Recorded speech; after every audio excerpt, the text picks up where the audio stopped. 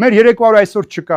երեք անցավ գնաց։ Եթե մենք մեր անցյալի գործած մեղքերից վախենանք ու այսօր չապաշխարենք, չապրենք, մենք պիտի վախենանք գալիքից։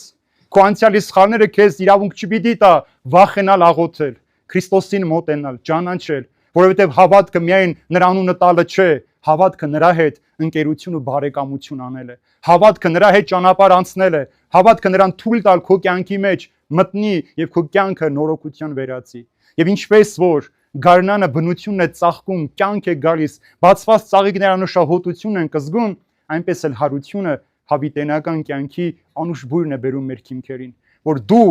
մեղքի հոտը մի շնչիր, մեղքը մի ձգտիր, այլ փորձիր հավիտենական կյանքով ապրել։ Այս աշխարհի մեջ սիրելիներ, ամենացավալին մահը չէ, միայնակ մնալը չէ, անորոշության մեջ մնալը չէ, այս աշխարհում ամենավտանգավորը մեղքը սիրելն ու մեղքի մեջ հարատևելն է։ Երբ որ Հիսուս հարություն արավ, այդ մեղքի պարտամուրակը պատռեց եւ մարդուն ասեց, որ դու այլևս ազատ ես, որևէ մեկին այս աշխարհի մեջ պարտք չես,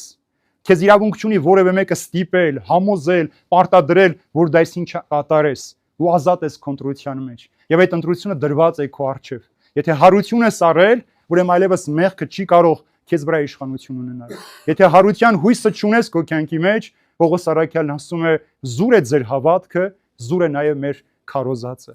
Այդ պարագային ասում է, մենք առաքյալներս սուտ խոսած կլինենք։ Իսկ եթե չես հավատում մեռնի հարությանը, աշխարհում ամենաողորմելի մարդն ես դու։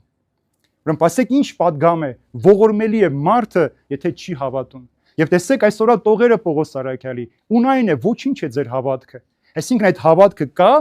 բայց դու սոված ես։ Այդ հավատքը կա, բայց դու վախ ունես։